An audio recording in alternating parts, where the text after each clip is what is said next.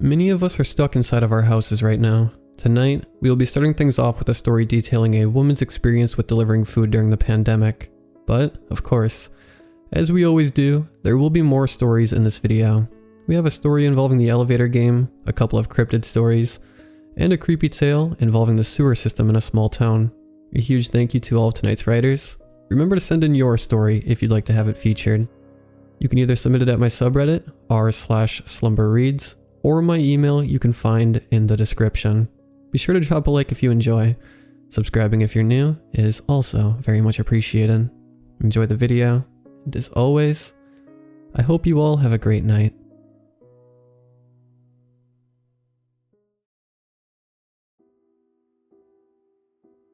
Okay, this is my day off. This is my day to watch TV and do nothing. My name is Ada, and I'm a volunteer for my local council. When it comes to helping people get their shopping during lockdown, you have two options. Commit yourself to a stuffy warehouse in this blistering heat, radio top 10 hits being blasted at you while you fill up a box with groceries and the like, or take those filled boxes in your car to the residents who requested them. I chose the latter, mostly because my people limit is around 1 or 2 at any given time. The usual clientele are the obvious, older people. People with compromised immune systems, really anyone who is strongly advised doesn't pop to the shops during this time, even with the mask and gloves.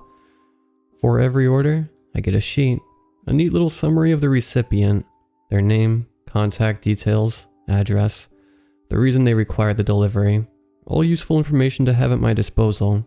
I've been trapped inside for years of my life, like a startled moth flittering at the hilt of a glass jar. So if I can do anything to set these people free from even some of that pain, I will. The purpose of me writing here is to share something that happened over a stretch of a couple of weeks. Something I have to share, otherwise I'm liable to bury it behind so many walls, I'll forget it altogether. Oh, how the traumatized mind works its wonders. After almost running over a cat, I was a little shaken, and the elderly woman looking out from 24B had seen the whole thing. My sweating hands fumbled all over the bottom of the box of groceries as I begged the universe to suspend its laws and successfully transfer all its weight to the roof of my car. 2 oranges made an escape and began snowballing all the way down to the outer wall of Peace Gardens, where they collided with dusty brick with an unsatisfying thwack. I grimaced, looking up at the old lady. She was wiping tears of laughter from her eyes. I took her to be Mrs. Willis. At least the phone said so. I sheepishly texted her for help with directions after circling a couple of nearby roads more times than I'm willing to admit. So Mrs. Willis had definitely led me here, to this adorable and giggly granny. My phone began to go off. It was a text. "Don't worry, sweetheart. I didn't see a thing." I looked up at the window and she winked at me, then she was gone. So I took the opportunity to lug the box to her front door, which she promptly answered. "Hello, Ada, is it?" She beamed, still chuckling. "Yes, hi, hello." I just about managed to muster that before she made a lunge for the crusty white loaf with all the strength in her tiny body and said, "Oh, sweetheart, no. You've got the bread in the wrong way, see?" She flipped it over. Now the exposed side is not touching the box, and the plastic side is against the box, you see? She continued to giggle. "Don't worry, sweetheart. I'm forever doing things like this. Can't wait to tell Tony about this when he comes down soon. You know what he'll say? He'll say, 'That sounds just like you, Mom. Are you sure you didn't do it? My son is a right rascal.'" She chattered away, and for the first time in our brief meeting, I saw a shimmering of loneliness, like a stone in the back of each of her eyes, and it hit me right where it hurt. She was probably lonely enough as is, but now with this whole lockdown thing, well, it could only have gotten much worse. "Would you, I don't want to take you away from anything, but do you want to help me unpack?" "It would be my pleasure." I smiled from my heart, and not a step less shallow. "I'll put the kettle on." I stayed for hours. Mrs. Margaret Willis is 82. She married a bartender called Tony at 19. The rest is history. And what history it was. Friends and enemies, the ups and downs, the ebbs and flows, the stolen kisses, the chance meetings, the oceans and its deserts, and all its beautiful betrayals. Everything but what's beyond the atmosphere itself this woman had lived. When Tony the husband met an untimely death, Mrs. Willis was a couple of months pregnant, and so later down the line Tony, the son, was born. All day I'd been thinking about the tale she told me a week ago about her life, knowing my arduous shift in this unforgiving heat was almost done. In fact, over the last few days, it had really stepped it up. Spring was on the verge of bursting, and intended to enter with a searing wave of inescapable light. I was having none of it, but as I pulled up to 24B, I began to feel a buzz, as if I were a child visiting the grandma I never had. But this time, there wasn't a warm and cheeky grin at the window. This time, I was greeted by a shimmering blue BMW, the kind of car that turns heads not because it makes a loud enough noise to blow out eardrums, but because it has you thinking, can that thing fly? It looked immense, like something a secret agent would boast about over cocktails. I half expected it to fire a rocket at me for daring to park behind it. "That's Tony's." Mrs. Willis chimed from around the side of her hedge, her tone deflated and grim, but still aiming for happy. I put her sadness at the back of my mind, buried it behind my walls. Maybe I imagined it. I found myself staring blankly at the sheet, then at the box, then at the sheet again. I approached her while angling the box slightly towards her. "Margaret, I'm really sorry.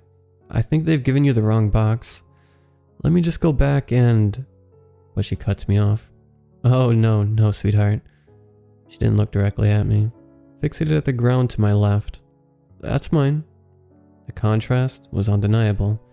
During our lovely talk over red berry tea, she talked to me about how she won't go near Coke. "Rots you from the inside," she said, let alone energy drinks, which I'm not sure she even really understood. But not only that, there wasn't a single ingredient on this list. No food for such a proud and seasoned cook to work her magic on. I lowered to a near whisper, confused. "These are your 10 cans of Red Bull, are they, Margaret? Your bottles of..." "Yes." Just then a stomping came from down the hall, like a sloppy march. "Nah, mate. Tell them to fuck off. If you're not gonna buy, they're not gonna buy. Hold on a minute." He put the phone down and turned to me. "Who the fuck are you? Why are you in my house? Are you harassing my mom? She's 82, you know." A flurry of questions winded me like a jackhammer to the belly. My mouth opened but nothing came out, just aimless head movements and gawping like a malfunctioning robot fish. But before anyone can really register a thing, he's making commands. "Give us those then. They're ours, not yours." I placed the box on the floor and stepped away from it.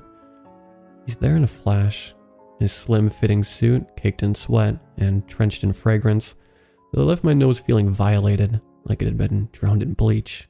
"Oh, for fuck's sake, Mom. I wanted at least 10 minimum. You're so incompetent." Margaret forced a chuckle. I felt sick. "Good thing you took this in, babe. Mom's too weak to do it herself. But fucking hell do you have an arse on you."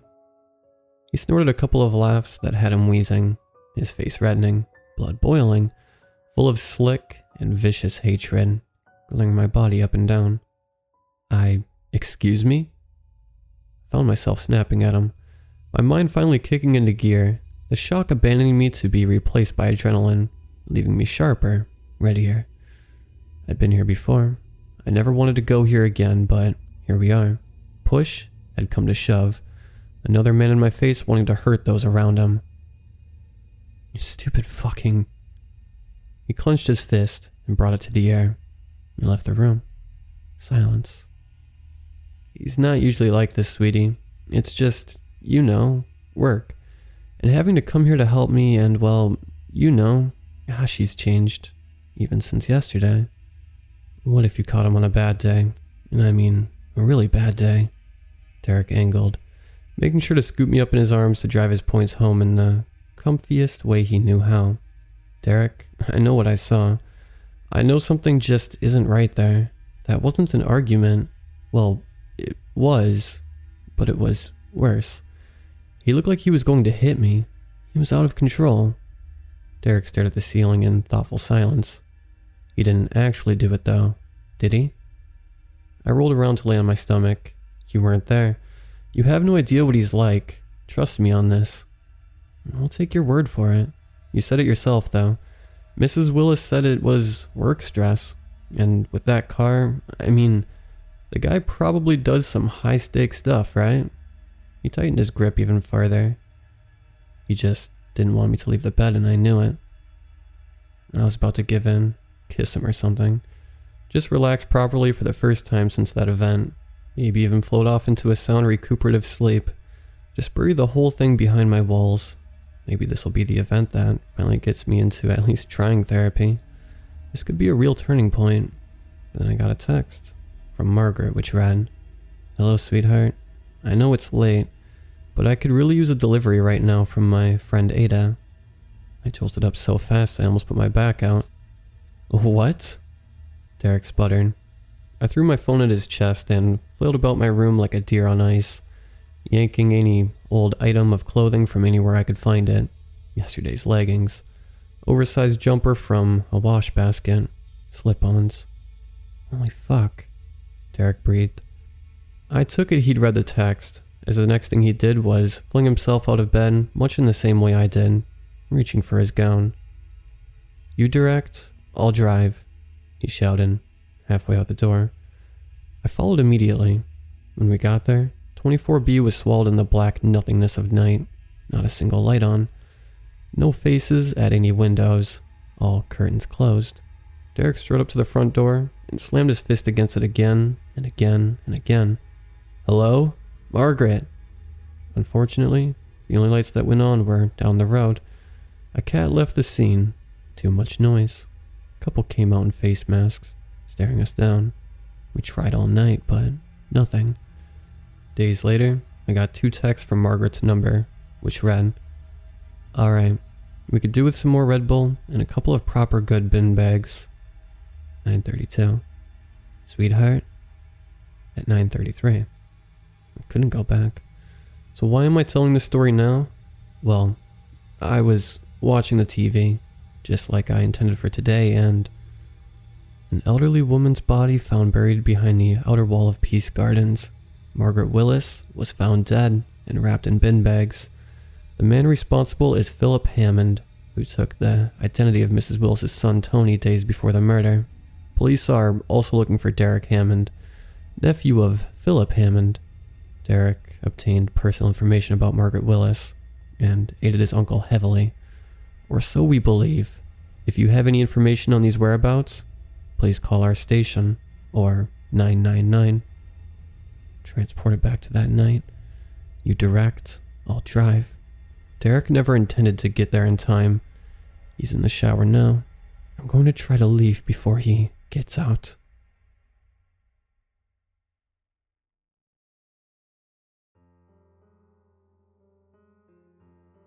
Years ago, the week before my spring break, I was obsessed with the elevator game after encountering posts and videos online. In case you have never heard, or you'd like a review, here's a summary of the steps. Note that they differ in some accounts, but this is the version I used. 1. Find a building with at least 10 floors and an empty elevator. Make sure that no one else enters, except for step number 7. 2. Go from the first floor to the 4th floor. Don't exit the elevator until step number 9. 3. From the 4th floor, go to the 2nd floor. 4.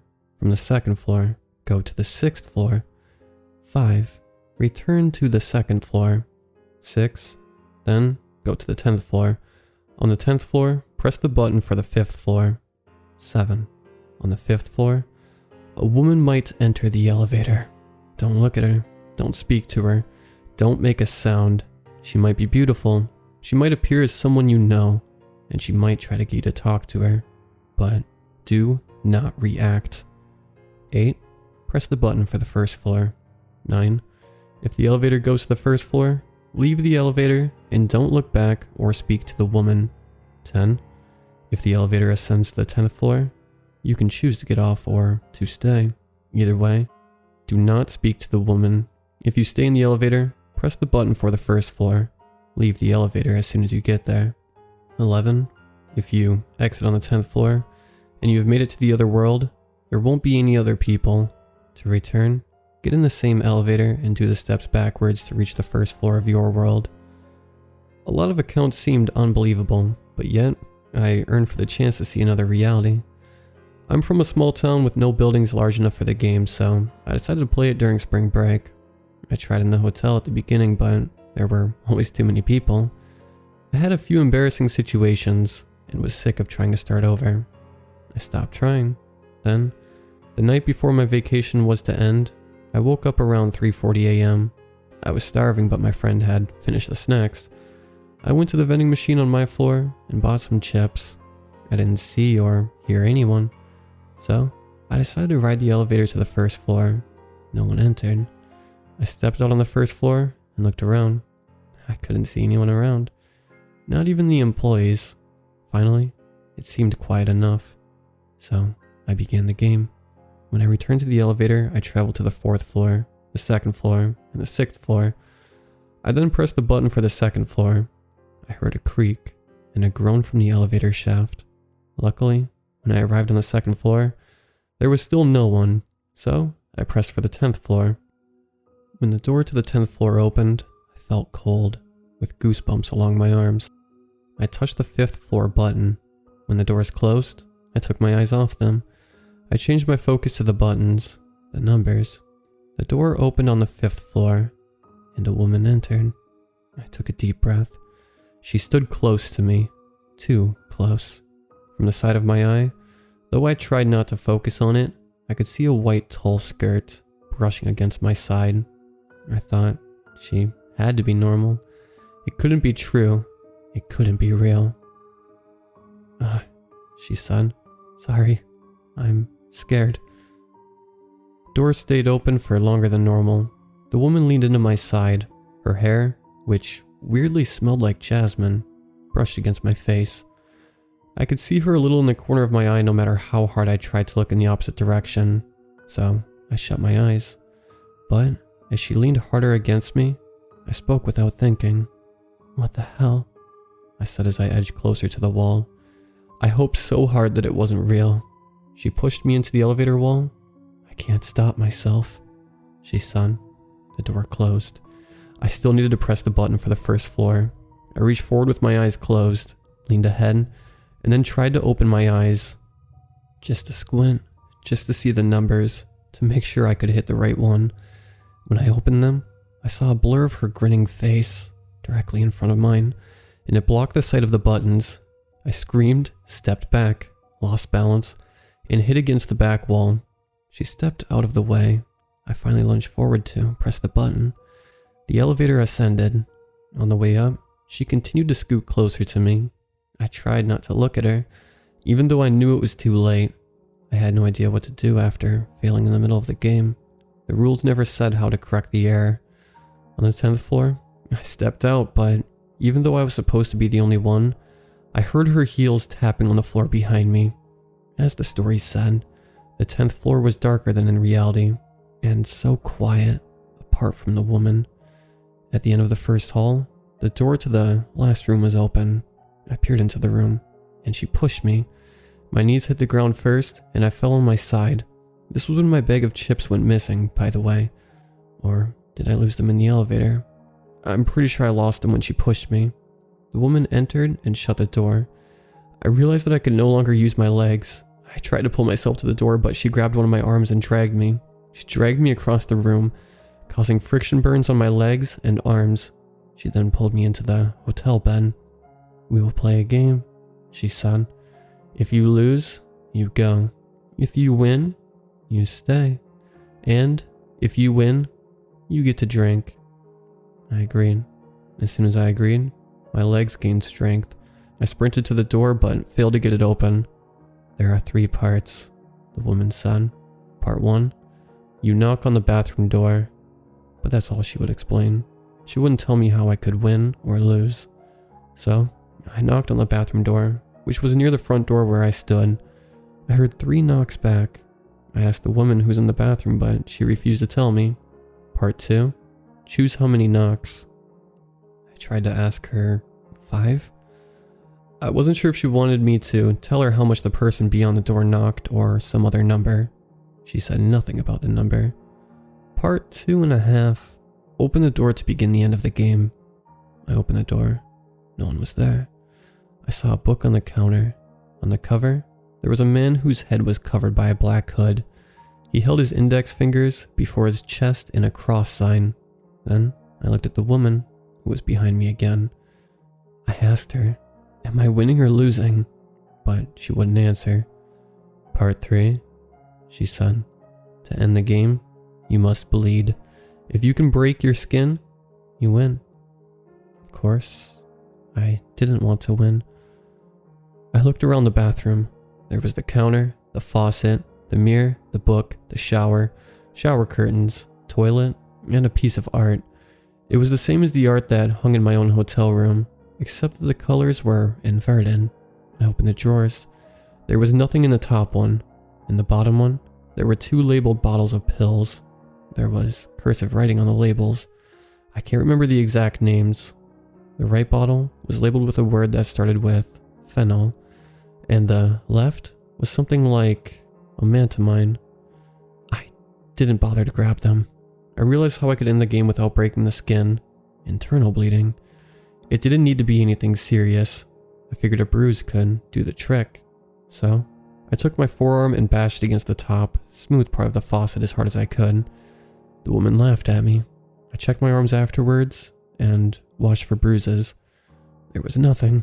I banged my wrist against the faucet multiple times. Still nothing. Still, she laughed. Her laughs turned into hacks and coughs, but morphed again into laughs. I paced back and forth for a moment. My mind was racing. "You can stop," she said. "The game is over." "Did I lose?" I asked. "Sadly, you almost won," she explained. "But yes, you lost after all. Please go ahead." She motioned to the hotel room door, which was now open. I stepped out, and it slammed behind me. The woman didn't follow. I noticed there was no number on the door either. At this point, I was disoriented as I tried to return to the elevator. I went down the wrong hallway, which looked the same as the one I came from, except there was no elevator at the end. I don't remember how many halls I passed through, how many doors I walked by. Everything was empty, quiet, hazy. When I turned around, walked, and finally found an elevator, I wasn't sure if it was the right one, but I had a feeling and decided to trust myself. I got in and pressed the button to return to the regular world. I eventually returned to the first floor and it looked normal. Not daring to use the elevator again, I took the stairs back to my room, but the key didn't work. So I took the stairs to get to the front desk. That's when I discovered I had been reported missing. Somehow, a whole week had passed since the night I played the game. I insisted I was okay. I admitted I had acted irresponsibly, but I didn't want to go into the details. And finally, the bruises had formed on my arms. I'll never play a game like that again.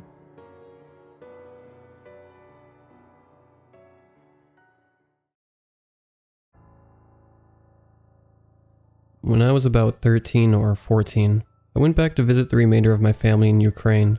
Since I moved and lived in America with my parents, brother, and grandparents, during the time it was pretty hot and humid, so my grandmother decided we should leave for a couple of days and go visit her friend who lives 6 hours away or so, near a bog woodland area. So the following day, we decided to leave. It was my grandmother, grandfather, and I. Eventually we got to the destination, and it was pretty late. Apparently my grandmother's friend had a son who was just as old as I, and was telling me that the next day we will go out and explore around the bog, and that he has some neighborhood kids that live by he would like to introduce me to, so I thought, why not? I woke up early morning and was excited to go out and look around the neighborhood. My grandmother cooked us some food and we told her we were leaving to go walk around, explore the area. As a joke, she said be careful for the Bolotnik, and laughed. I was young, so I had no idea what that meant, but I assumed it was another way of just saying be careful. So I didn't think anything of it.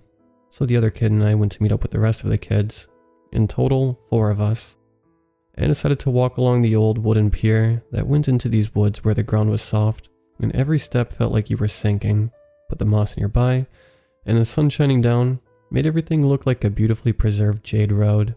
As we continued to walk further into the woods, The other 3 kids started sharing stories of people going into the swampland and getting lost. Their bodies never found again. I was nervous at first, but didn't want to look like a sissy in front of everyone and said, maybe we should turn back. They all laughed at me, and from that point on, began picking on me, calling me a girl and a sissy, and I was the butt of every joke from here on. The oldest one of us all looked at me and said, sure, go home. Keep following the road, and eventually you'll get home. I looked over my shoulder and saw the way home, but didn't want to have the other guys think that I'd chicken out, and so I decided to stay. The praise was short-lived as we continued walking, and eventually, the oldest one took out a cigarette and gave his younger brother one, and they started smoking. I'm sitting on a log with my grandmother's friend's son, and watching them kick the water, smoke, and just, in general, look like they were having a good time. They started cracking jokes. Everyone's laughing, and then he asked me if I ever seen a bolotnik. He eventually told me that it is a bog monster. I thought about it and laughed, and said, no such thing. He looked confused and stared at the kid that I came up with and said, are you serious? This guy has no idea about the bolotnik? The kid looked at me, and then back at him shaking his head like, I have no clue. But if he says he doesn't know, he doesn't know. The other 2 kids, smoking, started whispering between each other while I'm talking to my friend who introduced me to them, and he tells me, I think they are trying to test you. So whatever they put you through, just put up with it. I thought if I could do whatever these guys threw at me, I'd be popular with them and would be considered cool. The guys walk over to us after being separated for a couple of minutes, and the eldest one walked over and said, you seem like a cool guy that can be trusted. Let's go show you the bolotnik, but first, you gotta catch a frog. I said, why would I need to catch a frog? That makes no sense. The bolotnik needs something to eat, right? I got mad because that meant I had to go and jump into the bog and look around for a frog. After a couple of hours of being up to my neck in filth and muck, I finally gave up and told the guys I can't catch nor see anything. The kid who I came with said, it's alright, next time. Let's start heading back, it's getting pretty late. The oldest of the group jumped up and said, no, we ain't done yet till we go visit the bolotnik. I said, fine, let's go see it. Lead the way. At this point, I was frustrated, hungry, and tired, and just felt disgusted by my clothes covered in bog muck. The sun is almost down, and it looks like it will begin to rain soon. After another hour or so of hiking through the bog, we finally came upon some soft footing that looked like some trees fell over recently, and we decided to stand on them and rest, without being submerged into the pitch-black tar bog. We sat, talked for a bit, to just collect ourselves and continued on. It began to rain and got pretty foggy. The eldest one yelled out and said, we're almost there. I mocked him, quietly said to the kid who I came with, we're almost there. Oh my god, it's my boyfriend the bolotnik. He chuckled, and all of a sudden, as I tried to take a step forward, I sank into the bog almost as if something pulled me underneath forcefully, but I didn't feel anything touching me.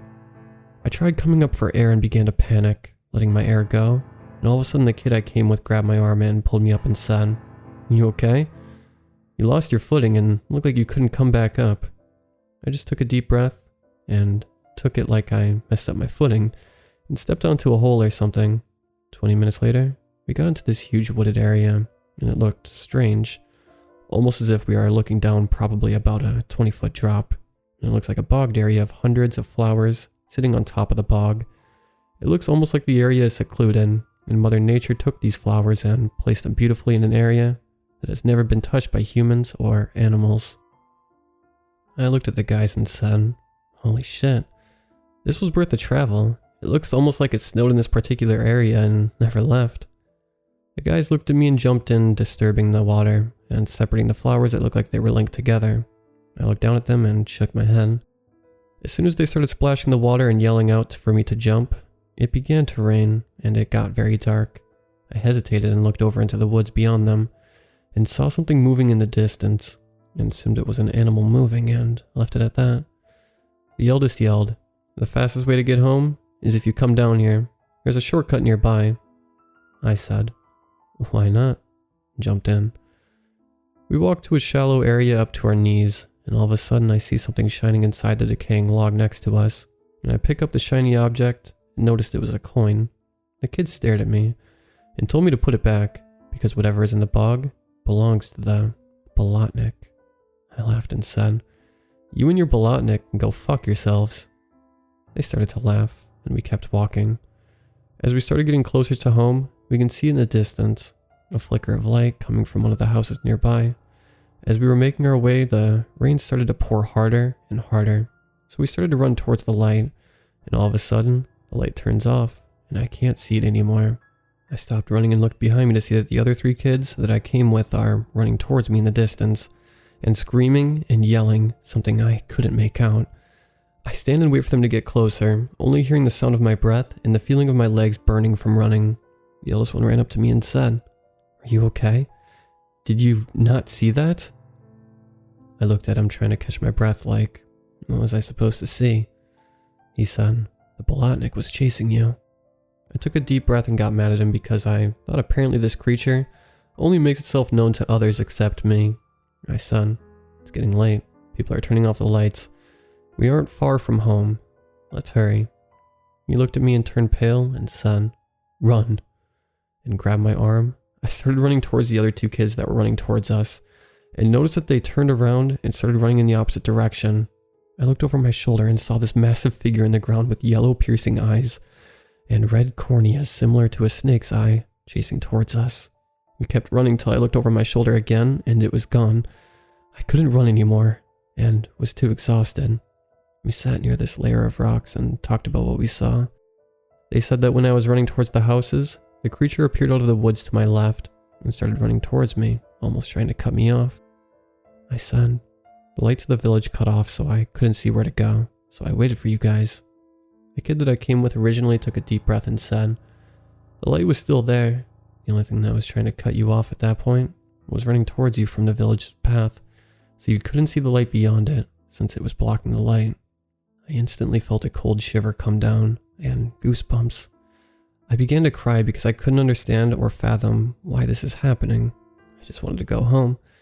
As we started climbing down the rocks to give it a second try and run back the same way, one of the edges of the rocks cut my right knee pretty deep and blood starts pouring out profusely. I look at my leg and feel no pain and just start feeling adrenaline pumping. The youngest of the group, who rarely spoke, yelled out for the eldest to come and help me out. As the blood starts overflowing from my arms and goes into the bog, the rain started to pour heavier and wind started picking up in the distance. You can hear almost like a loud screech of what sounded like someone grinding their teeth, or maybe the sound of gears grinding together. The eldest took his shirt off and ripped it, then tied it around my leg. They began carrying me back to the village where we saw the houses, and from the left side of us, you can hear something disturbing the trees. As we got closer to the village, a light came on from one of the houses that was closer to us. I look over the shoulder of the eldest and see these red and yellow eyes again, except this time, I can see a silhouette of what this thing is, and it was massive. Its legs and arms were bent backwards, and it had this huge shell that the eyes were coming out of.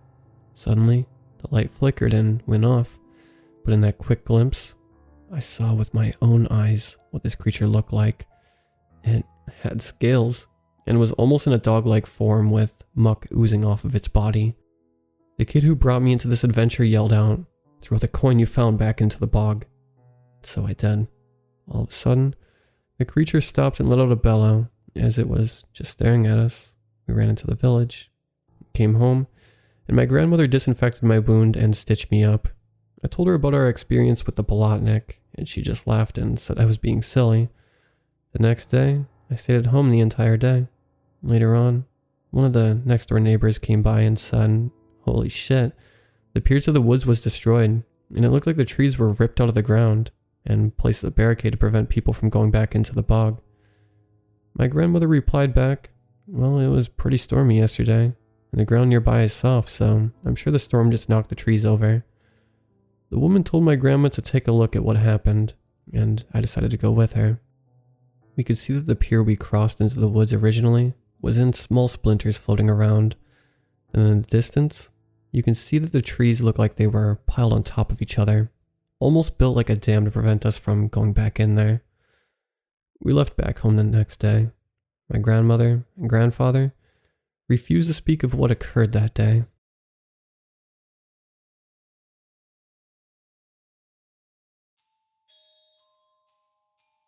It didn't matter if a rabbit, fawn, or squirrel walked out into the field.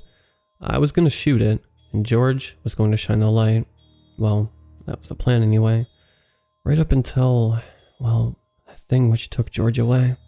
Now look, I know spotlighting deer is frowned upon, and generally considered bad sportsmanship, but you have to understand we were desperate. It had been over a month since we had even seen a deer. I'm telling you, this has got to be the slowest deer season I have ever experienced. It was like the woods had been emptied. I've heard the same thing from everyone else inside the Montgomery County. So George and I got the idea that maybe, these deer had grown smart and picked up on our hunting times. Maybe they were coming out at night and only feeding then. It would explain how I've gone entire days in this tree stand and seen nothing. We decided to just try something out. George had this thermalite flashlight that we were using for work. I mean, this thing was bright. Well over 2,000 lumens. It would light up the green field as if the sun itself was shining on it. We would go out in the afternoon, but just stay through the night and make a few passes with the spotlight. George would take the eastern stand, and I would take the southern. He would shine the light, and I would shoot whatever was illuminated. Easy enough. Now we threw corn out all over the field just to increase our chances. We must have stayed out there until a little after 9 p.m. It had grown a little cold, but we both had our own bottle of whiskey to warm us up. We could whisper to each other over the walkies, but try to keep the chatter low. We had come up with a pretty good system, and he would whisper, "Light," and I would ready the rifle. Now it's true deer will stand completely still when it's hit with a beam, but they could also dart after a second. I had to be ready. We had been shining the lights every 30 minutes or so, and only then for about a minute at the most. Well, every time the field was illuminated, it would just be an empty field. Honestly, it was pretty strange considering the corn. I mean, not even a raccoon was crawling around. I was starting to get a little tired and drunk, so was about ready to head in. But George wanted to give it just another 30 minutes. So I was watching the darkness and listening to the silence, and just waiting for the sign to point my rifle. However, a noise finally resounded from the field, like the crunching of leaves under a hoof. I whispered in through the walkie to let George know we might have something. "Alright, we'll get ready." So I raised my 30-06 and got my head ready on the sights. I was not going to miss. I could hear it clear now, the soft step of a deer in the field. "Light." George's voice came through the walkie, and my heart was racing. The beam spilled out across the field, and there it was. A deer. She had her head down, but raised up to look at the light. I could hardly believe our luck, and right before I pulled the trigger, came out of nowhere. This massive thing had to be 8 feet tall on its fours, 2 big old horns coming up from above its eyes. The thing snapped its jaws around the back half of the deer and severed it in two. I mean, George had only been shining the light for 10 seconds, but it felt like I had been watching it in slow motion. "What the fuck?" I heard George cry out, and the thing raised its massive head towards George's light. That's when it went dark. George must have turned the light off for whatever reason, and I should have fired my rifle or something, but I couldn't believe it. I was frozen. Tony, did you see that?" George hollered through the walkie. "My light won't work, Tony. It won't turn back on." I didn't respond. I didn't have time. The next thing I heard was a loud clang like metal on metal, and George scream in the distance. That was that. Nothing else. I tried calling him on the walkie, but no response. Just the dull static of the receiver. I sat in the dark for hours after that, wide-eyed and waiting. I just kept the rifle up. But I don't know if I could even shoot in the night like that. But I couldn't move or think to do anything else. When at last dawn broke, I saw the field, completely empty, save for a bit of blood in the grass. I climbed down the stand and went to where George was, and found the tree shredded up, the stand missing the whole bottom of it. That thing had climbed up and ripped the floor out from under him. George was nowhere to be found. I've never seen anything like that in all my life, but I don't think I'll go hunting anymore.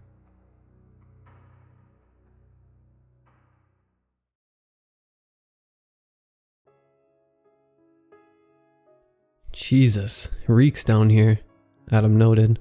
His voice sounded tinny in the echoing chamber his face was currently dangling into. Wasn't it meant to be a sewage system? I asked. Adam knew far more about our town's history than I did. Yeah, but I didn't think it actually worked. He pulled his head from the wide hole in the ground, not unlike a giant manhole, and peered up at me. Have a look. I grimaced and set my bag and camera down next to me, kneeling with my hands pressed against the damp ground. I stuck my head into the blackness. The smell he was talking about immediately hit me like a sack of bricks. It was like rancid meat and death, and it filled my nostrils with a fierce inferno of scent. I gagged and sat up, sucking in a massive breath of fresh air once my head was free. We should have brought nose plugs, I gasped. Adam chuckled at my expression. Agreed. His eyes drifted to my empty hands. You have the camera? Yeah, I said, grabbing it from behind me. I pressed the power button and glanced at the hole, then back to Adam. There's a ladder, right? He nodded. It's a little rusty, but hopefully it'll support our weight. Hopefully? Adam shrugged. Hey, it's your project. I couldn't deny that, but I still felt a little ball of unease begin rolling around in my gut. My fingers instinctively reached up and itched the scar on my cheek. It always itched when I was nervous. Okay then, you ready? Not really, he replied, grinning, then slid down into the hole. If I had to do it again, I definitely would not have chosen the tunnels. My professor had announced a little over a week ago that our final project for the year would be to submit a short film for him to review. It didn't have to be long, just a 10 to 20 minute movie, but he wanted it recorded, edited, and produced, with the final script to be turned in as well. I had racked my brain, trying to figure out a good premise for my film. I knew that at least half the class was going to do a short comedy movie with their friends who were outside the class. My original idea was to go with that. I could surely come up with some funny dialogue inside the sizable time frame we had for the project, and I was also sure that my friend Adam would be there to help me. But then it occurred to me that my professor most likely would not enjoy sitting through 70 submissions of the same genre, and my plan changed. So I decided on the tunnels. The tunnels were a little known but somewhat important part of the town I lived in. They were mined and dug over 100 years ago, and were supposed to be new sewage lines in the area. The townsfolk predicted that our original ones would eventually be crammed and filled with all the crap the inhabitants produced, and our little undeveloped town was at a loss for what to do. Our proposal was to dig out. If we connected the pre-existing sewage lines to a larger area, it would allow more space, so a large system of tunnels was made in the nearby woods that were meant to stretch outwards for miles, making plenty of room for new sewage to be created. However, the miners soon found out that the ground was too unstable since the tunnels were made too close to the surface. The workers fled before they were injured, which was a fortunate choice on their part because the tunnels ended up collapsing in the most recent dugout areas. They were left as a failed project, and the remaining developers tried new ways to solve the problem. I figured it was a perfect setting for a short horror film. I'd never been in the tunnels, but I imagined they were dark and musty, with plenty of rich background for the start of my project. Later, I turned out to be right. Adam was more skeptical about crawling into dank, eerie passageways, but he came through and promised a little bit of cash for his help in the project. Besides, he'd only be in there for less than an hour, and flashlights would absolutely be available. He agreed to meet up outside the woods and hike up to the entrance with me, packed bags of supplies and a camera on hand. I'd wanted Adam along for 3 reasons. First, he was my friend, and I knew that I would lose it alone in those tunnels. Second, he was going to have a minor role in my film, the others having been filled by a few of my other friends. And finally, my main reason for him tagging along, he knew a lot about the tunnels. Adam was the kind of person who found history to be riveting, especially history about our own hometown. He seemed to be mistaken about a few things, like whether or not sewage had actually been a part of the tunnels, since the smell was so powerful, but it was helpful to have him tell me about some of the dangerous parts in the tunnels. The fact that there were dangerous parts made me regret my project idea even more. What an exuberant afternoon activity, making a horror movie in underground tunnels. Have you started recording yet? Adam didn't try to hide the boredom and teasing in his voice, and I gave him a sharp look in response. No, haven't found a good spot yet. We've passed dozens of good spots.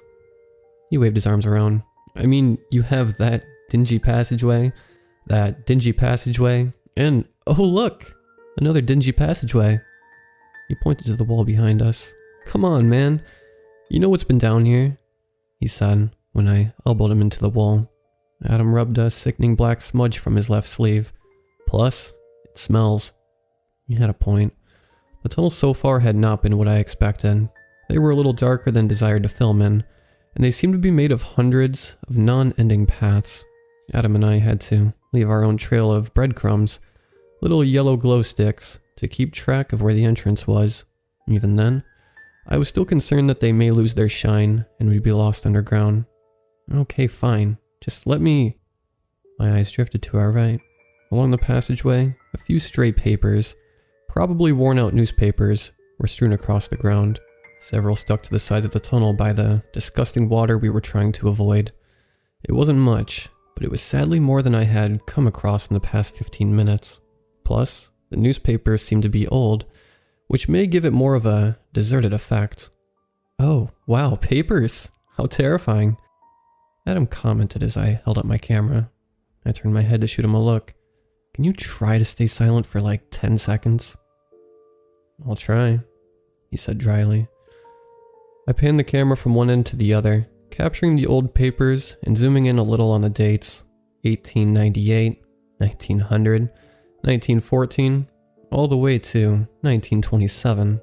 The workers must have been mining for a long time. I hoped I wouldn't have to reshoot, since I liked the way one of the papers fluttered around, almost like a western tumbleweed. The shot looked nice when I played it back on my camera. Did it turn out okay? Adam asked, peering over my shoulder. Yeah. I clicked it back into recording mode. I'll mute this next part, just stay behind me. I continued getting shots in, one of a slow drag across the side of the tunnels, the other moving in from behind. I decided to add a little music to that shot. Maybe I'd make that the opening credits. I was getting in one good shot of the rippling water puddle on the ground when Adam said, "Hey, what's that?" I cursed and stopped recording. Dude, you messed up my recording. Turning to scowl at Adam, I saw him looking around the corner of a tunnel up ahead. Come check this out, Thomas. He disappeared around the corner, and I sighed. I'd have to get that shot later. I jogged over to him, wincing as the filthy water splashed onto my ankles. Adam hadn't moved from his position just around the corner, making me nearly topple into him when I got there. What is it? Look, he said, pointing in front of us. I did, and my eyes widened. The tunnel had expanded into a wide chamber, and the material of the walls had changed from concrete to faded top brick. Dozens of columns rose up from the ground, creating pockets in the walls that were covered by thick glass. Behind the glass, some were all black. Some were a creamy shade of white and red. Something seemed to be pressed up against it, like it was too big to be crammed behind the small pocket of air. I think this is a bit more creepy than newspapers, Adam teased. He reached up to the top of the columns, rubbing his thumb along the little plaques that were embedded into the brick. Whoa, check that out. I walked up next to him, staring at the letter he had revealed. D? I looked around at the other plaques, all of which were longer and plain white, unlike the one with the D that was gold. As we looked both left and right, I saw that the columns went on for several yards. There must have been hundreds of them, laid out and chiseled away to perfection. I stepped behind Adam and rubbed away the dust on one of the white ones. Derek Embers, I read aloud. My brows furrowed, as did Adam's when he turned to me. I may be wrong, he began, gazing at the plaque. But doesn't he go to our school? I nodded. Isn't he a grade below us? Yeah. Adam moved past me and rubbed away the plaque next to Derek's. Darlow Roberts. He looked at me. The librarian? My jaw fell a little bit. Adam, what is this? He shook his head. I don't know. Then he grabbed the camera from my hands and flipped it to photo mode. I'm taking pictures. For what? I asked as he began snapping away. It's just people's names on a wall. When he didn't listen, I added, if we bring this to anyone, we could be considered trespassers. Well, whoever did this was a trespasser, Adam countered. I watched as he took a few more before he raised his head from the camera. There was a look in his eyes that I had never seen before. A look that I didn't want to ever see again. He shoved past me, running to our left down the damp hall. Adam, wait! I stumbled and caught myself against the wall, sprinting after Adam as he yelled, "Come on!" Then he stopped at the end. I saw him rubbing furiously at the plaques. My pace slowed when I reached him, eyes wild and his hands scratching at the dirt. A tiny, "What the?" escaped him as he scraped away the last plaque. Adam Moore. And I could do nothing but stare as Adam turned to me, mouth gaping like his jaw was broken. I took the camera from him just in case he dropped it. Thomas? What the hell is this? Part of me wished I had an answer for that. Another part wished I had never entered this tunnel system.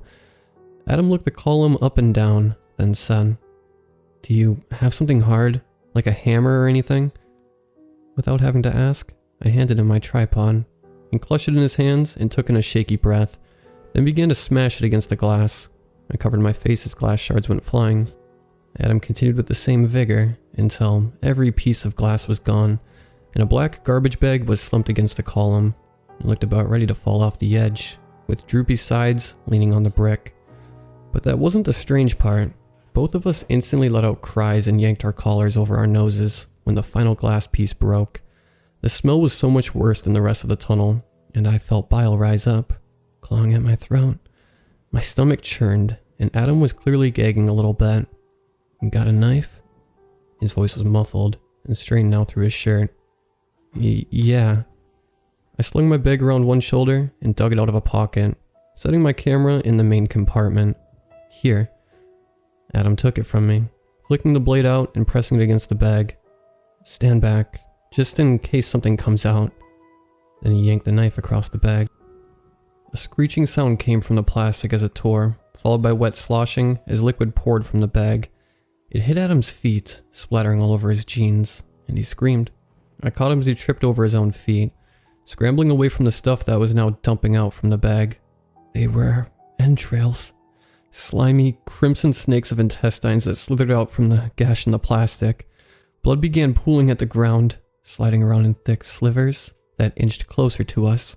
An organ the size of my foot squeezed its way out of the bag and plunged with a sickening splat as it hit the ground.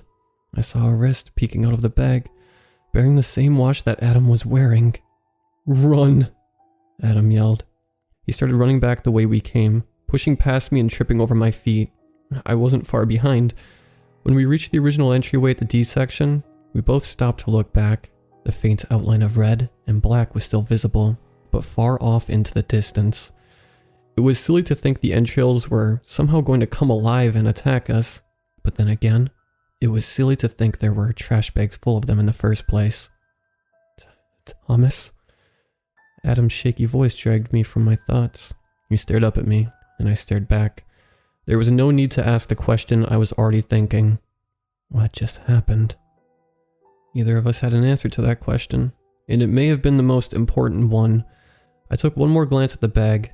What if they were fake? You know, like a prop? I added quickly when Adam narrowed his eyes. Maybe, he sighed, but that was so surreal. I mean, why were those under my name?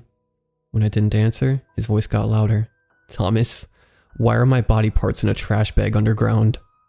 "I don't know," I yelled back. I felt my hands trace my scar again. "Maybe, do you think it's just you?" "What do you mean?" "I mean, are all..." I waved my hands around. These trash bags filled with organs. Something about saying the last part made me feel a little sick. It felt wrong to utter the words aloud. Adam threw up his hands. "I don't know. Why don't you go check?" He stuck his finger to the right, where I presumed a T-section would be waiting. I knew what he wanted me to do, but a part of me planted my feet firmly in the ground. "Why?" "Why?" Adam scoffed. "Because I just ripped open a bag to find my bloody innards inside. That's why. I want to know what's going on down here." He was right, but that didn't make me feel any less like I was going to vomit. "Fine," I said in a weak voice. I started off towards the other bags.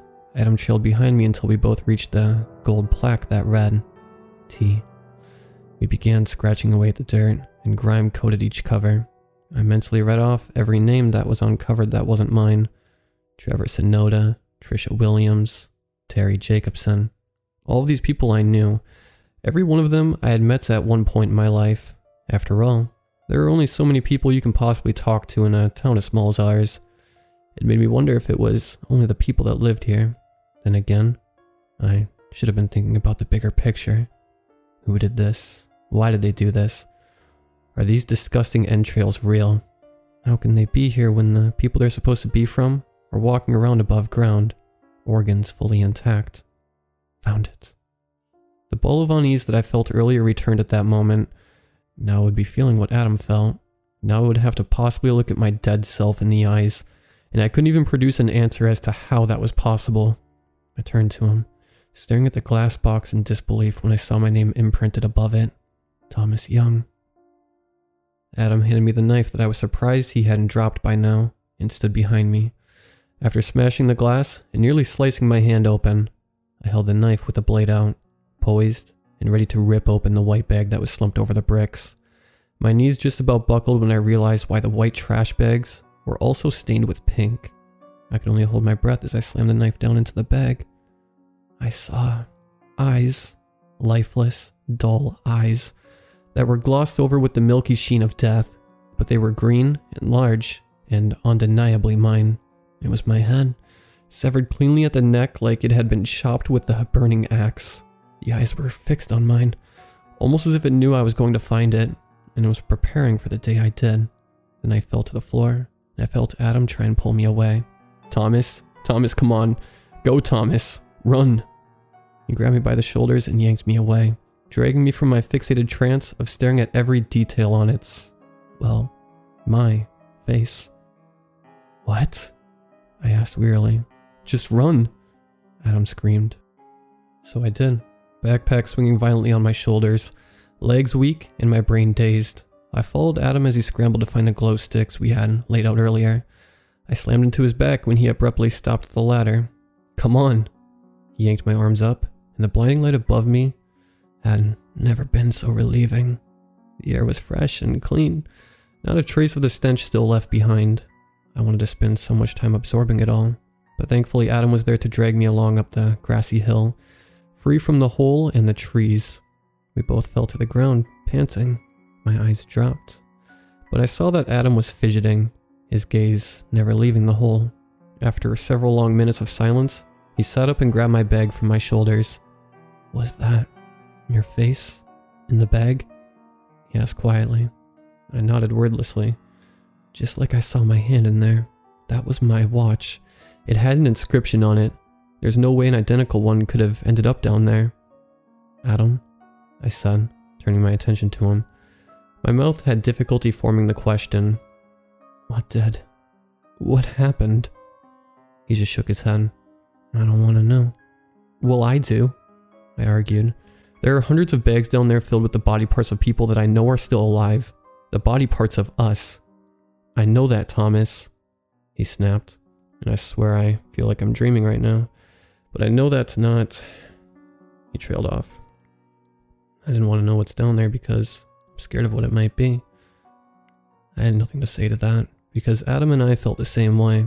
But there were still so many things that didn't make sense. So many answers I needed to know, and... Adam? He looked at me. Why did you suddenly tell me to run? A steely gloss went over his eyes. He didn't answer for a few moments, and when he did, it would turn out to be one of the last things I had ever heard from Adam Moore. Because I swear I saw a person at the end of the tunnel. The project would have to wait. There was no way I would ever be getting close to those tunnels or those woods again. In fact, a new option appeared on my get done soon list. Finish college and get out of town. I haven't spoken to Adam in a few weeks. We've lost all ways of even beginning a conversation together. I think that sometimes there are things that happen that can bring in such a sudden change that nobody in life is prepared for it. That was what happened between Adam and I. There was nothing that could be done or said that would mend the scars caused by what went down in those tunnels. And me? Well, I'm scared. I want to believe it's a joke. That someone put those down there. that someone went to a party store and bought some fake blood, that none of this is real. But I still don't know what to make of Adam's final words to me, and that's why I haven't exited my house in an unhealthy amount of time. I'm not sure what I'll do next, but I do know this. Those bodies down there may not be us, but they aren't fake, because no fake version of me would have the exact same scar.